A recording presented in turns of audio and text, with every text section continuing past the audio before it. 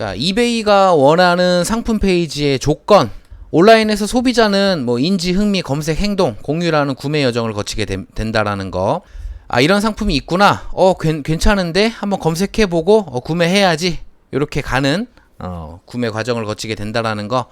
그렇기 때문에 셀러는 이 검색 단계에서 상품 페이지 최적화를 통해서 구매를 전환될 수 있도록 노력해야 된다. 자, 인지는 뭐 자세한 설명 보시면 브랜드 또는 특정 상품에 대해서 온라인 노출, 광고 이런 것들을 통해서 해당 브랜드나 상품을 인지하는 단계, 그리고 우호적인 흥미와 관심을 갖게 되는 단계, 그리고 흥미를 느낀 소비자는 검색 활동을 통해 이제 본인이 검색을 하는 거죠. 그리고 가격 비교나 구매 후기 등을 관찰하는 거. 결국은 저희가 이 상품을 갖고 있으면, 자, 저희가 어쨌든 상품을 잘 판매를 하려면 결국은 이 검색하는 단계에서 저희 상품이 잘 노출되어야겠죠. 그러기 위해서 이베이에서 원하는 상품 페이지 조건을 잘 맞춰줘야 된다라는 게 이제 오늘 말씀드릴 내용의 포인트라고 보시면 될 것 같습니다. 그래서 요거는 이제 바이어 단계에서 구매 전환이 되는 것이고, 또 이제 좋으면 주변에 추천도 하고 구매 리뷰를 남기는 단계다. 그렇게 보시면 되겠고요. 자, 상품 페이지를 작성하는 원칙인데, 우리나라 상품 페이지 같은 경우는 많이들 익숙하시겠지만 아주 긴 이미지로 된 상품 페이지가 거의 정형화되어 있죠. 하지만 이베이 같은 경우는 그러한 방식은 사용하지 않는다라고 보시면 되겠고요. 거의 텍스트 위주로 쓴다고 보시면 될 것 같습니다. 그리고 요거는 한 가지 좀 뭐 이슈라고 해야 될까, 좀 고민하시는 부분이 되실 수가 있는데, 이베이의 상품 페이지를 올릴 때 과연 이 이미지 호스팅을 하는 게 좋냐, 꼭 해야 되냐 라는 부분에 대해서 좀 고민하시는 셀러님들이 많지 않으실까. 저의 의견으로는 굳이 쓸 필요 없다. 거기에 들어가는 리소스를 사용할 시간에 대해서 차라리 다른 데다가 더 포커스를 맞추는 게 좋지, 굳이 화려한 폰트나 뭐 이런 이미지들을 다양하게 해서 상품 페이지에 이미지 호스팅 하는 부분에 대해서는 크게 고민을 안 하셔도 좋을 것 같아요. 왜냐면은 이베이의 어떤 패턴이나 그동안의 이 틀 자체가 우리나라에서 하는 방식하고는 다른 부분이 많고, 되려 해외 바이어들에게 익숙하지 않은 부분들이 있기 때문에 굳이 거기에 애를 쓰지 않으셔도 될 것 같고, 대신에 중요한 거는 또 여기에서 이제 이미지 호스팅을 했을 때 안 되는 부분 중에 하나인데, 이미지 호스팅에 들어가는 텍스트는 검색 결과에 반영이 되지 않아요. 하지만 이 상품 설명글에 텍스트로 직접 입력을 하면 그러한 부분들도 이베이 내에서는 물론 이 검색 엔진에서도 제 상품이 나오는데 조금이나마 도움이 될 수 있기 때문에, 되도록 이미지 호스팅 하지 않고 텍스트 위주로 작성하는 것을 권해드리고 싶고요. 명확하고 간결한 용어를 사용한다. 뭐 구구절절 쓸 필요 없고 그냥 단어만 연결 지어서 써도 되고요. 그리고 대략 뭐 200개 안팎의 단어, 그러니까 읽다가 지루하지 않을 수준, 핵심만 딱딱 넣어주시면 됩니다. 동일한 키워드를 계속해서 반복 사용하지 않고, 직접 관계없는 스팸 키워드 사용하지 않고, 여기저기 단어마다 포인트를 준다고 여러 가지 색깔을 막 너저분하게 하는 것은 권하지 않고요. 그냥 검정색 계열 14포인트 정도 쓰시고 중간중간에 강조해야 될 단어 몇 개만 색깔 바꿔주시는 정도 보시면 될 것 같습니다. 요게 이제 뭐 잘된 예시라고 말씀드릴 수 있겠는데요. 그러니까 소제목 쓰고요. 그 다음에 여기에 내용 쓰고, 요렇게 항목별로 뭐 이력서 쓰듯이 간단 명료하게 딱 요 정도 볼륨으로만 써주시는 게 상품 설명글의 정석이다. 그리고 여기에 보시면 이미지 호스팅 하나도 들어가 있지 않습니다. 그냥 전부 다 텍스트로만 기재해 주시면 되겠습니다. 자, 이 상품 페이지를 작성할 때 틀은 뭐 100% 꼭 이대로 해라 라는 것은 아니지만, 대부분의 셀러들이 어떤 식으로 하는지를 말씀을 드리면, 상품 타이틀을 상품 페이지 상단에 한 번 더 작성을 해줍니다. 요거는 이제 약간 검색에 노출을 더 하기 위한 방법이라고 보시면 되겠고요.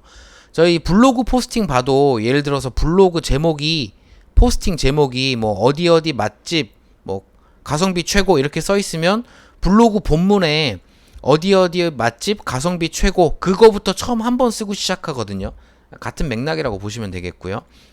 그 다음에 상품의 특징들 쭉 나열해 주시고 마지막 부분에 이제 배송과 뭐 리턴 등과 같은 판매자의 팔리시 정책 써주시는 걸로 3단 구성으로 된다고 보시면 될 것 같고요. 베스트 프랙티스 한번 예시를 보여드리면 사실 이런 거 하실 필요 없습니다. 자, 제목 한번 더 써줬죠. 그 다음에 상품에 대한 설명, 특징들, 그 다음에 판매자의 정책, 판매 정책. 뭐 이렇게 디자인 되어 있는 게 예쁘다고 생각하실 수도 있는데 다시 한번 말씀드리지만 이렇게까지 하실 필요는 없다. 그 이유는 뒤에 더 자세하게 설명드리도록 하겠습니다. 자, 이렇게 오직 텍스트로만 작성하는 패턴들도 이베이에서는 아주 많이 보여지는 패턴이에요. 이런 식으로 작성하는 경우도 많고요. 그 다음에 이제 갤러리 이미지 하단에 텍스트 구성하는 거. 혹시라도 이런 게 이제 궁금하신 분들이 계실 수도 있는데 요거는 본인이 직접 HTML을 구성해서 하는 경우보다는 서드 파티 솔루션 등을 통해서, 그러니까 웹사이트에 가입을 하고 보통 이런 서비스는 유료로 제공을 해주거든요.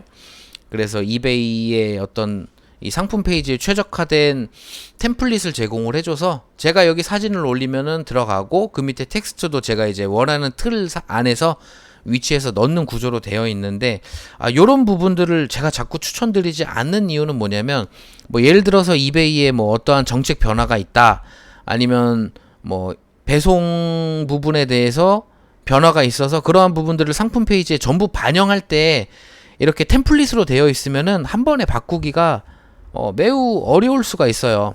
그럼 제가 올려놓은 상품이 500개인데 결국은 500개를 하나씩 다 바꿔야 되는 힘든 상황이 생길 수도 있기 때문에 참고만 해주시면 되겠고요. 마찬가지로 말씀드릴 수 있겠습니다. 자, 바이어에게 가장 효과적으로 정보를 전달하는 방식 활용하고 처음부터 끝까지 이미지로만 보여주는 방식은 말씀드리는 것처럼 하지 않습니다. 그리고 상품 페이지가 모바일 친화적인 형태로 되어 있는지 꼭 확인해야 한다. 이게 PC에서 보는 화면이 그대로 모바일로 나오는 경우가 있어요. 그게 무슨 얘기냐면 저희가 네이버 사이트 접속할 때 핸드폰으로 보면은 모바일 버전으로 자동으로 맞춰서 나오잖아요. 사이트 맨 밑으로 내려보시면 PC 버전으로 보기가 나오거든요. PC 버전으로 한번 보시면은 컴퓨터에서 보는 화면 그대로 나오는데 당연히 매우 작게 나오기 때문에 가독성이 뭐 떨어지는 게 아니라 아예 없고 바이어가 실제로 이 상품에 대한 정보를 확인하기가 어렵기 때문에 이 모바일 디바이스에 맞게 이런 텍스트나 구성들이 그 틀에 맞게 변형되는지, 그러니까 모바일 친화적인 형태로 작성되어 있는지를 꼭 확인하셔야 되겠습니다. 그리고 6번의 내용 매우 중요한데요. 제가 오늘 말씀드리는 내용의 중요한 부분 중에 하나가 또 뭐냐면은 아까 말씀드렸던 것처럼 이렇게 정성스럽게 작성한 템플릿을, 상품 설명글을 바이어들이 모바일을 통해서 볼 때는 버튼을 하나 더 눌러서 봐야 되는데 실제로 경험해보면 안 보는 바이어들이 꽤 있습니다. 그러면 바이어들은 상품에 대한 스펙을 과연 어떻게, 무엇으로 파악을 하냐면 모바일에서 바로 이 아이템 스페시픽 부분이에요. 보시면 모델은 뭐고, 타입은 뭐고, 브랜드는 뭐고, 뭐 여러가지 항목들이 나오죠. 제가 감히 평가를 하자면 이 셀러는 조금 하는 방식이 약간은 좀 고인물이다. 그래서 이거는 좀 예전 방식입니다. 예전 방식이고 요즘은 되려 이 아이템 스페시픽에다가 상품에 대한 정보들을 알차게 꼼꼼하게 기재하는 게 매우 중요한데 되려 그런 부분들이 지금 보는 셀러에게는 좀 약한 부분이 보이는 것 같아요. 제가 요거는 한번 예시를, 자, 지금 보시면 이 상품은 상품 설명글은 이렇게 볼륨이 많지 않죠. 그런데 보시면 이 아이템 스페시픽 부분이 매우 촘촘하게 아주 잘 나와 있어요. 모바일로 상품을 조회하는 바이어에게는 여기 있는 내용이 더 우선적으로 보여지고 여기 있는 내용은 뭘 한번 클릭해서 들어가야 되기 때문에 당연히 이 정보에 대한 접근성이 더 좋을 수밖에 없으므로 무슨 얘기하고자 하는지 아실 거라고 생각됩니다. 그래서 상품 페이지는 물론 바이어가 필수로 알아야 할 모든 정보는 방금 보여드렸던 것처럼 아이템 스페시픽에도 기재해야 된다라는 점 꼭 확인해 주시기 바라겠고요. 자, 매출 비중이 높은 카테고리 셀링 포인트 최적화 한번 안내 드리겠습니다. 자, 스포츠 카드 제가 하는 용품이죠. 자, 요 스포츠 카드뿐만이 아니라 수집품 또는 중고 상품 모두 해당되는 얘기라고 보시면 돼요. 보통 이러한 제품들은 상품이 한 개밖에 없는 경우가 많습니다. 한 개밖에 없는 경우가 많기 때문에 고정가로 쭉 다 깔아놓는 것보다는 경매로 개별적으로 판매하는 거를 조금은 더 권해드리고 싶고요. 그리고 이베이의 아이덴티티 자체가 원래 이러한 수집품에 대한 경매 사이트로부터 시작된 부분들이 있기 때문에 아직도 미국에서는 그러한 구매 방식을 선호하는 바이어들이 상당히 많으므로, 그리고 저도 판매를 해보면 똑같은 걸 판매를 할 때 경매 같은 경우는 만약에 5일 경매면 5일이 지나면 판매가 딱 되잖아요. 근데 이제 고정가 같은 경우는 저희가 프로모티드 리스팅이나 이런 거를 쓰지 않으면 자연적으로 노출이 돼서 판매되기까지 뭐 한 빠르면 3개월, 뭐 늦으면 1년이 지나도 안 팔리는 경우들도 있어요. 그래서 상품을 셀러님들이 판매를 하실 때 뭐 어떠한 방식으로 판매하실지에 대한 방향이나 이런 것들을 설정하실 거잖아요. 예를 들면 어떤 카드는 내가 지금 바로 판매를 해야지 시세가 제일 높은 상황이기 때문에 지금 바로 판매하는 게 유리하다라고 판단이 되시면 경매로 하는 게 당연히 맞는 방법이고요. 이거는 내가 이 가격 이하로는 팔 생각이 없으니까 바이어가 나타날 때까지 시간이 걸리더라도 오랜 기간 한번 좀 쭉 보겠다. 그럴 경우에는 이제 고정가로 판매하시는 거 봐주시면 되겠고요. 그리고 요거는 참고로 그레이딩이 된 카드인데 그럼에도 불구하고 셀러가 제목에다가 READ, 리드라고 적어놨어요. 그리고 밑에다가 페이퍼 로스 프론트 앤 백이라고 나와있죠. 확대된 사진을 보면은 여기 타이거 우즈 사진이 있는 앞면에 요 부분이 좀 뭐라 그래야 되지? 종이가 벗겨진 걸 볼 수가 있어요. 이건 카드의 손상인데 근데 어떻게 이렇게 점수가 잘 나왔지? 좀 의문이긴 한데요. 어쨌든 이 상품에 있는 작은 이런 것들이라도 보여줘야지 리턴으로부터 좀 벗어날 수가 있습니다. 이게 카페에서도 보면 리턴 때문에 아주 고민하시고 어려움을 겪으시는 분들이 꽤 많이 계신데, 저는 이제 좀 노하우가 많이 쌓여가지고 어지간해서는 이제 리턴을 웬만하면 안 해주려고 미리 상품 페이지에 저를 방어하기 위한 그런 내용도 써놓고, 그리고 조금이라도 흠이 있고 조금이라도 책 잡힐 부분이 있으면 저는 다 쓰는 편이에요. 웬만하면 미국 셀러들이 거의 막 이 정도는 그냥 넘어간다라고 하는 부분까지도 써요. 바이어가 아예 할 말이 없게끔. 그래서 제가 보통 한 달에 판매하는 건수가 개수로 따지면은 한 2,000개 정도 되는데요. 최근에 리턴을 받아본 게 한 3개월 동안은 없었던 것 같아요. 이런 얘기하면 꼭 리턴 또 들어오던데. 그래서 좀 꼼꼼하게 상품의 컨디션을 아주 구체적으로 초등학생한테 설명하듯이 이건 이런 흠이 있다. 누가 봐도 셀러가 강조하고자 하는 부분들을 알아볼 수 있도록 설명을 해주는 게 리턴으로 인한 비용, 시간 낭비를 줄일 수 있는 훌륭한 방법이다. 자, 이런 거 보시면 만불이잖아요. 만약에 제가 이거 판매했다고 생각해 보세요. 1,400만원, 1,500만원인데 만약에 이런 거 리턴한다? 엄청 골치 아픕니다. 그리고 이런 거는 또 보낼 때도 이 수출 신고도 해야 되고, 만약에 리턴이 돼서 들어올 때도 수출 신고를 했어야지만 또 수입 부가세를 면제를 받을 수가 있어요. 수출했던 상품의 반환이기 때문에. 그러한 뭐 서류적인 절차들도 복잡한 와중에 이제 받으면 또 보내줘야 되잖아요. 돈을 다시. 그리고 이 금액을 만약에 제가 받아서 파이널 세일이라고 생각을 하고 금액을 인출을 했는데 리턴이 들어오면 이 금액을 뱉어야 되는데, 뭐 신용카드 한도가 이 금액보다 안 돼가지고 이제 애를 겪는 상황도 있을 수가 있거든요.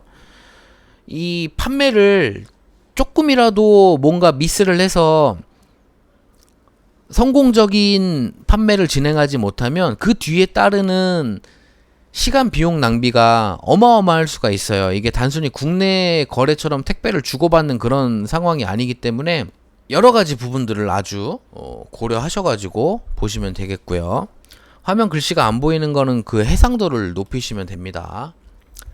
자, 산업용품, 비즈니스 앤 인더스트리얼. 자, 이런 거는 이제 품번, MPN은 이제 품번, 모델명이에요.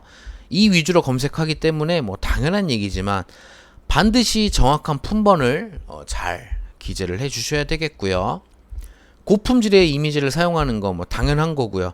그리고 이제 이런 것들은 리퍼브 상품도 있고 새 상품도 있고 뭐 그렇다 보니까 상품의 상태에 대한 정확한 설명, 뭐 이 컨디션에 대한 설명을 정확하게 하는 거는 꼭 B&I 뿐만 아니라 스포츠카드도 마찬가지고 모든 카테고리에서 적용되는 내용이라고 볼 수 있겠습니다. 그리고 이 B&I 같은 경우는 좀 어떠한 부분들에 포커스를 맞추시면 좋냐면, 사실 지금 뭐 이 웨비나를 들으시는 셀러님들 중에 이러한 상품을 취급하시는 분들이 계실지 모르겠지만 혹 뭐 계신다고 하더라도 거의 없으실 거라고 생각이 되거든요. 그리고 저희가 바이어 입장에서 보더라도 이러한 상품을 잘 모르고 구매해 본 적이 없는 경우가 거의 대부분일 거예요. 그러면 결국은 이러한 상품들을 취급하고 핸들링하는 유저들은 매우 제한적이라는 얘기인데, 그러한 바이어들을 잘 확보를 해서 지속적인 거래를 한다면 이 사업의 기반이 매우 튼튼해질 수가 있을 거잖아요. 그렇기 때문에 이런 B&I 같은 경우는 특히나 이러한 상품들을 저희가 생산을 하고 취급을 한다면 이 회사에 대한 정보, 뭐 연혁, 장점, 뭐 이런 것들을 상품 페이지에 기재하는 것도 뭐 아주 좋은 방법이 될 수 있어요. 결국은 이 이베이는 B2C 마켓이기 때문에 이렇게 개별적으로 판매하는 상품 페이지만 저희들이 보고 있지만, 이베이에서 알게 된 바이어가 결국은 이제 B2B로 넘어가는 경우도 충분히 많이 있을 수 있고, 특히나 이러한 카테고리에서는 그러한 부분들이 매우 중요하기 때문에 단순히 일반 소비자들에게 상품을 보여주는 차원을 넘어서, 물론 뭐 그들에게 보여줄 때도 필요하긴 하겠지만 기업 대 기업으로 파트너십을 맺을 수 있을 법한 우리 회사의 정보들을 상품 페이지에 열심히 자랑해 놓는 것도 좋은 전략이 될 수 있다. 자, 자동차 용품 같은 경우는 이제 호환되는 부품이냐 아니냐 이러한 부분들을 잘 설명을 해주는 게 매우 중요하겠죠. 만약에 셀러가 이거에 대한 정보를 잘 모르고 뭐 이 라이트가 YF 소나타에는 맞는데 NF에는 안 맞는다, 뭐 그럴 수 있잖아요. 그걸 셀러가 잘 알고 취급을 해야 돼요. 이런 것들도 만약에 바이어가 물어봤을 때 된다라고 해서 보냈는데 안 맞는다고 반품하면 부피도 큰 게 많죠. 통관할 때 서류도 제출해야 될 수도 있죠. 뭐 어려운 부분들이 생길 수가 있으므로 잘 확인을 하셔야 되고요. 그렇기 때문에 호환성에 대한 정확한 정보와 품번을 기재하는 것이 자동차 용품에서는 아주 중요한 부분이 되겠습니다. 그리고 이 자동차 부품 같은 경우는 배로 이슈에 좀 민감한 카테고리 중에 하나인데요. 순정품이 아니면 이런 식으로 써주셔야 돼요. 제품명하고 그 다음에 뭐 현대 제네시스 2020 이런 식으로 작성을 해주시는 게 좋습니다. 또는 어떤 식으로도 쓸 수 있냐면 FITS 피츠 그 다음에 현대 제네시스 2020 이런 식으로 쓰셔도 돼요. 그러니까 이거는 여기에 맞는 부품이다, 이거는 이거와 호환되는 부품이다, 이런 식으로 써주셔야 돼요. 그렇게 표현을 안 하면 현대의 정품이라고 바이어들이 오인할 수 있기 때문에 확인을 하시고 정확하게 해주시는 게 중요하겠고요. 자, 베스트 프랙티스 예시를 한번 보시면, 자, 요거는요 호환되는 기종에 대한 이 모델명과 연식, 연도 이런 것들을 이제 아이템 스페시픽스에서 기재를 할 수가 있어요. 그래서 이제 바이어 입장에서도 제 차 종과 생산 연도를 입력을 하면은 그거에 맞는 부품인지 아닌지를 판단해주는 기능이 이제 이베이에도 도입이 되었거든요. 그렇기 때문에 자동차 부품을 취급하시는 셀러님들은 상품 페이지에 반드시 이러한 부분이 나타나도록 해주시는 게 매우 중요하겠습니다. 그리고 기왕이면 여기에 있는 이런 정보들을 상품 페이지에 한 번 더 풀어서 써주는 것도 아주 좋은 방법이 될 수가 있어요. PC에서 볼 때 이렇게만 보는 유저들이 있을 수가 있고, 모바일에서 볼 때는 이게 전부 다 디스플레이가 안 될 수 있기 때문에 상품 페이지를 참고할 수 있거든요. 그래서 그렇게 두 번 써주시는 거를 저는 또 권해드리고 싶고요. 자, 신발, 의류 같은 것도 마찬가지고요. 결국은 사이즈 이슈가 있는 제품들, 사이즈 이슈가 있는 제품들에 대해서 정확한 사이즈를 기재를 하지 않으면 결국은 반품과 직결되기 때문에 그러한 부분들을 줄이기 위해서 다양한 사이즈로 되어 있는 이 국가별 호환표를 그냥 기본적으로 아예 모든 이 신발 그리고 의류 페이지에다가 명시하는 거를 권해드리고 싶고요. 저희도 마찬가지예요. 저희가 구매할 때 저는 제 신발 사이즈를 알아요. US9를 신거든요. 근데 이제 모르는 사람들도 있잖아요. 그러면은 바이어가 잘못 샀는데도 셀러가 이런 부분들을 표시를 안 했기 때문에 그 피해는 셀러가 보는 경우도 생길 수가 있어요. 그렇기 때문에 무엇보다도 사이즈에 대한 이슈들. 자, 그리고 결국은 판매를 잘 하려면 이 상품에 대해서 셀러가 좀 전문성을 갖고 있어야 판매를 잘 할 수 있다고 저는 매우 강하게 믿고 있는데, 이 신발 같은 경우를 예로 들면은 신발도 다 특징이 있단 말이에요.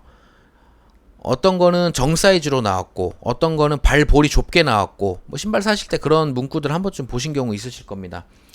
어떤 거는 크게 나왔고, 그러한 픽 같은 정보들도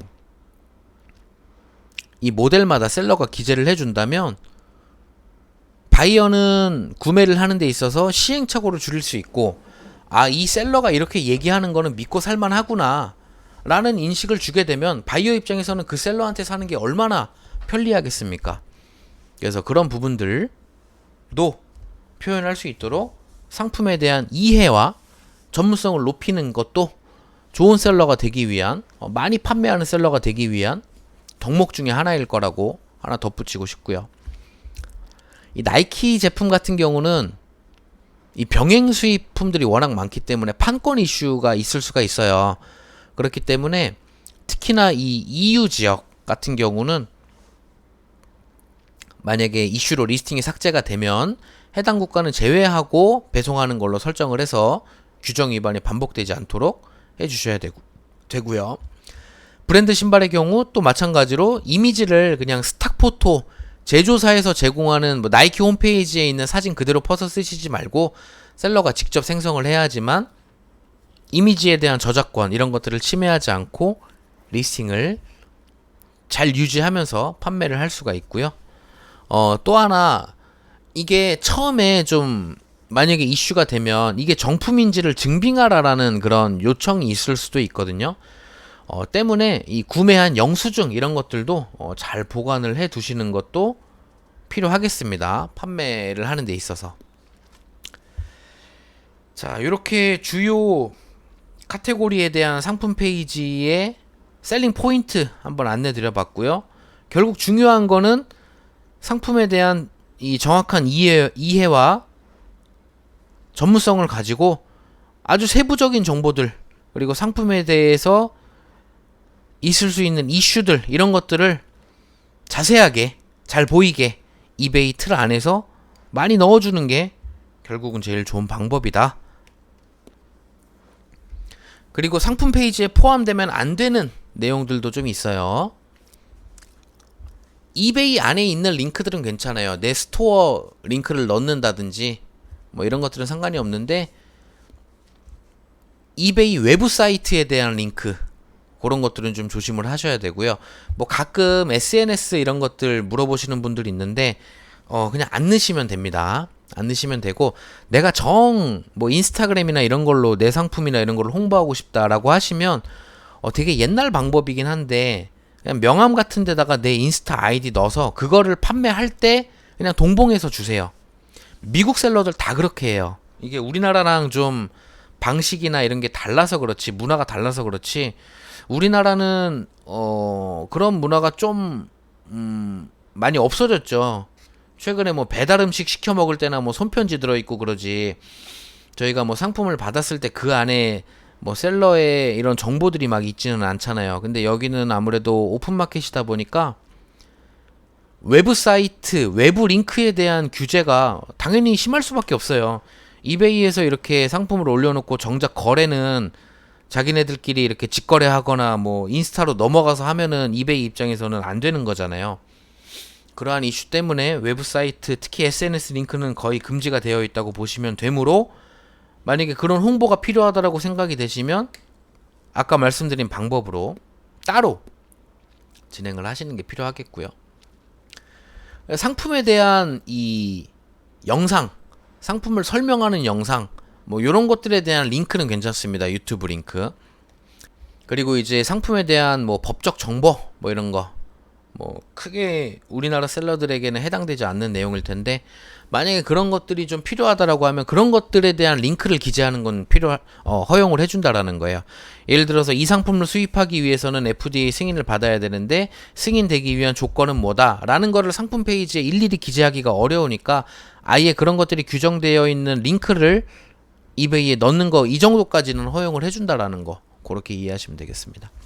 상품 페이지 작성하실 때 아까 말씀드렸던 이 모바일 친화적인 모바일 프렌들리 로 페이지가 나타나는지를 보기 위해서는 아이템 디스크립션 옆에 있는 모바일 프렌들리 체커를 항상 클릭을 하셔서 문제가 없는지를 확인해 주시는 것도 좋은 상품 페이지를 잘 보여주기 위한 마지막 스텝이라고 보시면 되겠습니다. 자, 프로모티드 리스팅스를 활용한 상품 등록 알아볼게요. 자, 이 프로모티드 리스팅스는 결국은 광고인데요. 이베이에서는 광고를 그동안 하지 않고도 그냥 자연적으로 내가 오래 꾸준히 열심히 하면 내 상품이 자연스럽게 판매가 늘어나고 그 중에 효자 상품이 나오고 스테디셀러가 나오고 판매할 수 있는 구조였는데 뭐 점점 좋은 셀러들이 이베이에서도 많아지고 뭐 경쟁도 있고 바이어들이 구매하는 패턴도 조금씩 달라지고 하다 보니까 어느 정도의 이 광고는 이제는 거의 필수라고 보셔야 될 것 같아요. 프로모티드 리스팅스는 광고 툴을 말하면서 이 기본 검색 순위, 기본 노출되는 알고리즘과 별개로 제가 제 상품을 좀 위로 끌어올릴 수 있는 방법이 될 수가 있겠고요. 어버브 스탠다드나 탑레이티드 셀러만 사용 가능하고 뉴셀러는 초기에 충분한 판매 활동이 발생되어야지만 이걸 쓸 수 있습니다. 가입하자마자 내 상품 맨 위로 올리는 거는 즉 불가능하다는 얘기가 되겠죠. 자, 설정하는 방법은 요거는 프로모티드 리스팅 스탠다드라고 하는 건데요. 제가 광고 비용, 애드레이트라는 걸 설정을 하고 설정한 비율만큼 기존의 노출 순위에서 높은 비율을 쓴 순서대로 위쪽에 중간중간 표시되는 거라고 보시면 되겠습니다. 최소로 설정할 수 있는 거는 2%인데 뭐 그 정도는 의미가 없고요. 최소 한 10% 이상은 해주셔야지만 내 상품이 정말 위쪽에 좀 나오고 있구나 라는 거를 좀 체감하실 수가 있으실 거고요. 판매가 되었을 때만 판매 가격에 제가 설정한 애드레이트만큼이 광고 비용으로 빠져나간다 그렇게 보시면 되겠습니다. 그리고 요거는 이제 클릭할 때 과금되는 건 아니고요. 클릭해서 판매가 되었을 경우에만 광고비가 부과가 되기 때문에 제가 어느 정도 이 광고비와 마진을 어떻게 구상할 것인지에 대해서 계산을 할 수가 있죠. 예를 들어서 제가 이 가격으로 판매를 하면은 마진이 30%인데 마진은 18% 가져가고 광고비로 12%를 쓰겠다. 애드레이트 12% 세팅하면 딱 맞잖아요. 그러니까 계산이 되는 거죠. 자, 그리고 이 광고를 쭉 진행하시다 보면 이 마케팅 탭에 애드버타이징 대시보드에서 이 진행 중인 광고의 각종 지표들도 확인하실 수가 있습니다. 임프레션 같은 경우는 노출된 횟수, 검색 결과 노출 횟수, 클릭은 페이지 뷰, 페이지 조회수. 그러면 임프레션을 분모로 놓고 클릭을 분자로 놓으면은 클릭률이 나오겠죠. 그리고 솔드는 판매된 개수. 그러면 클릭을 분모로 놓고 솔드를 분자로 놓으면은 구매 전환율이 나오겠죠. 0.52% 나오는 거죠. CTR은 클릭 드루 레이트라 그래서 클릭 비율 0.28% 나왔고요. 그리고 평균적인 광고 비용은 5.41%다.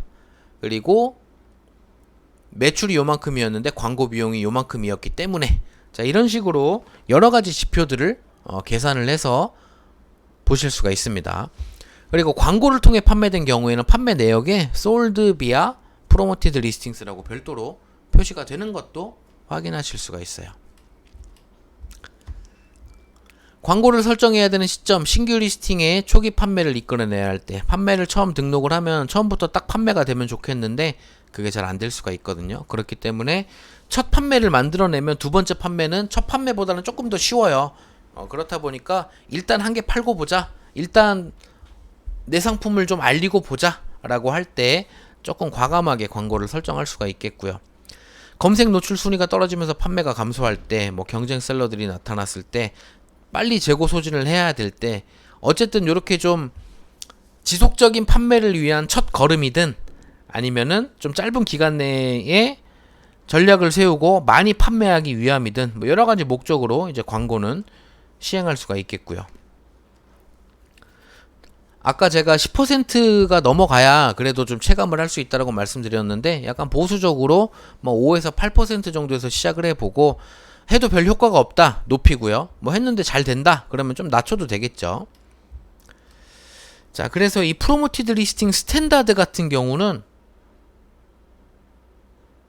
판매를 하면서 이 클릭당 과금이 되는 게 아니다 보니까, 클릭당 과금이 된다라고 하면 클릭만 많이 됐는데 판매까지 이루어지지 않아서 클릭에 대한 광고 비용만 내고 실제로 수익이 마이너스가 나는 경우도 아주 비일비재한데요.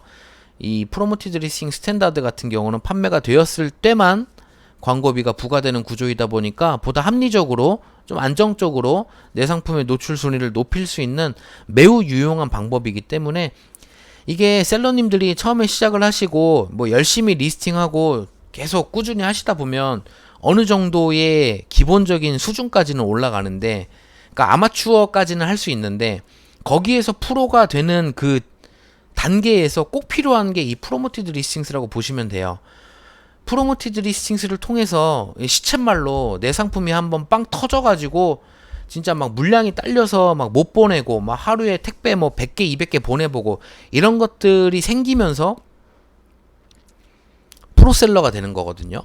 프로셀러가 되면은 제 사업장도 넓어지고 돌리는 자금도 많아지고 매출도 높아지고 수익도 많아지고, 그렇게 업그레이드가 될 수가 있는데, 만약에 그렇게 업그레이드가 되는 데 있어서 많은 비용의 투자를 필요로 한다라고 하면은 리스크가 있겠지만, 이 프로모티드 리스팅 스탠다드 같은 경우는 그러한 리스크가 없잖아요. 판매가 되었을 때만 광고 비용이 부과되는 거기 때문에.